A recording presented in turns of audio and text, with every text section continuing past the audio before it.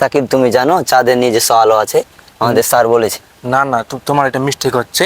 কারণ আমরা বৈজ্ঞানিকভাবে প্রমাণিত হয়েছে এটা যে সূর্যের নিজস্ব লাইট আছে এবং সেই লাইটটা চাঁদের উপর পড়ে, তখন সেই লাইটটা প্রতিফলিত হয়ে আমাদের উপর আসে, তখন আমরা সে বুঝতে পারি যে চাঁদ জ্বলছে। কিন্তু আসলে সত্যটা হচ্ছে যে চাঁদের কোনো নিজস্ব লাইট নাই। না না, আমাদের স্যার বলেছে এটা যে চাঁদের নিজস্ব আলো আছে। না না, তোমার স্যার এটা মিস্টেক হচ্ছে। তোমাদের স্যারের হয়তো জানে না এটা, কিন্তু এটা মিস্টেক। না না, আমাদের স্যার জানে, আমাকে বলেছে যে চাঁদের নিজস্ব আলো আছে। কিন্তু এটা এখন পর্যন্ত প্রমাণিত নয়। আমি যেটা বললাম সেটা হচ্ছে বৈজ্ঞানিকভাবে প্রমাণিত। এই যে সাকিব এবং সুমনের যে কথাটা হলো, মানে এইমাত্র চাঁদের এই যে লাইট পড়ার বিষয়টা নিয়ে, তো সুমন এখানে একটা লজিক্যাল ফ্যালাসি ব্যবহার করেছে। এই লজিক্যাল ফ্যালাসিকে বলা হয় আপিল টু অথরিটি। হ্যাঁ, তো আপিল টু অথরিটির সংজ্ঞাটা এরকম, যখন আপনি কোনো একটা বিষয়ে কোনো একজন বিখ্যাত ব্যক্তিকে বা কাউকে অথরিটি মেনে নেবেন, বা সেই মানে সর্বা বিষয়টা এরকম যে তার কথাই সত্য এবং তাকে আমি অন্ধভাবে, মানে আপিল টু অথরিটির মানেটা এরকম যে আপনি কাউকে অন্ধভাবে বিশ্বাস করে নেবেন। সেটা কোনো একটা ব্যক্তি হতে পারে, কোনো একটা মিডিয়া হতে পারে, বা কোনো একটা বিষয় হতে পারে। তো এই যে অন্ধভাবে বিশ্বাস করাটা হচ্ছে আপিল টু অথরিটি। তো এই যে সুমন যে জিনিসটা ব্যবহার করেছে, ওর টিচার বলেছে। হ্যাঁ, তো টিচারকে সুমন অথরিটি হিসাবে ধরে নিয়েছে। আমরা আমাদের টিচারগুলো সবাই রেসপেক্টেড, কিন্তু সেও হিউম্যান, তারও হিউম্যান এরর থাকতে পারে, তারও মিস্টেক থাকতে পারে। এ হচ্ছে বিষয়টা। তো হিউম্যান এরর যখন থাকবে একটা মানুষের, তখন ওই যদি কোনো একটা ভুল করে, সেই ভুলটা কিন্তু এই তার স্টুডেন্ট তারাও কিন্তু এই ভুলটা করেই যাবে। এই জন্য কাউকে অন্ধভাবে বিশ্বাস করা যাবে না। তাতে সে টিচার হোক, সে একটা হুজুর হোক, সে একটা বড় নেতা হোক, সে একটা সেলিব্রিটি হোক, কাউকে অন্ধভাবে বিশ্বাস করা যাবে না। কারণ সে যদি কোনো একটা মিস্টেক করে বসে, এবং মিস্টেক হওয়াটা স্বাভাবিক, একেবারে স্বাভাবিক।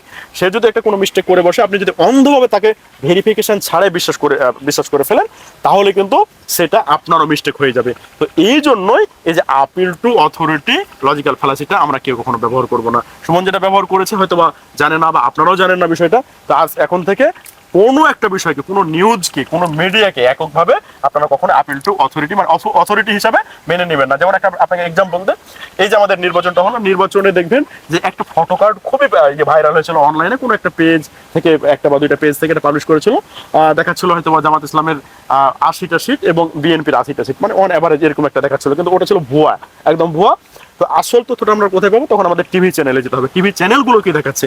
কেউ আসলে অথরিটি না, কোনো চ্যানেলই অথরিটি না। কিন্তু আপনি যখন 5-6টা চ্যানেলের নিউজটা দেখবেন, তখন একটা আইডিয়া পাবেন। তো 5-6টা চ্যানেলের নিউজগুলো যখন আমরা দেখা শুরু করলাম, যে অমুক চ্যানেল দেখাচ্ছে 120টা বাই 40টা 45টা, অমুক চ্যানেল দেখাচ্ছে 96টা বাই হয়তো বা 26টা 27টা, তখন একটা আইডিয়া আসলো যে এইটা হতে পারে নট 100% অ্যাকুরেট। হ্যাঁ, এ হচ্ছে বিষয়টা। তো হচ্ছে যে অথরিটি আপনি কাউকে মানবেন না। অথরিটি আপনি হয়তো বা মনে মনে মানে কারো হয়তো বা ফ্যান হতে পারেন, বা কাউকে ফলো করতে পারেন, কিন্তু যদি আপনি অথরিটি মেনে নেন এবং তাকেই অন্ধভাবে, বা সেই বিষয়টাকেই বা সেই ব্যক্তিকেই অন্ধভাবে বিশ্বাস করেন, তাহলে আপনি সারা জীবন ভুল করতে থাকবেন। এবং সঠিকটা করার জন্য এই যে লজিক্যাল ফ্যালাসিটা আপনারা এখন শিখলেন, ঠিক আছে? এটা মানে খুব একটা কাজে দেবে। আপনি কাউকে আর অথরিটি মানবেন না এখন থেকে, এবং লজিক্যাল ফ্যালাসি সম্পর্কে জানার চেষ্টা করুন। বাংলাদেশে মাত্র 10 থেকে 15টা লজিক্যাল ফ্যালাসি আপনি যদি জানতে পারেন, তাহলে আপনার সামনে যদি কেউ প্রযুক্তি দিয়ে কথা বলে, সাথে সাথে ধরে ফেলতে পারবেন, এবং আপনি নিজের ভুলগুলো আইডেন্টিফাই করতে পারবেন। হ্যাঁ, আপনি নিজে একজন ভালো মানুষ হয়ে যাবেন যদি প্রযুক্তিগুলো আপনি আইডেন্টিফাই করা শিখেন। তো আমাদের এই যে পেজে মোটামুটি আমরা এগুলো দিয়ে থাকি।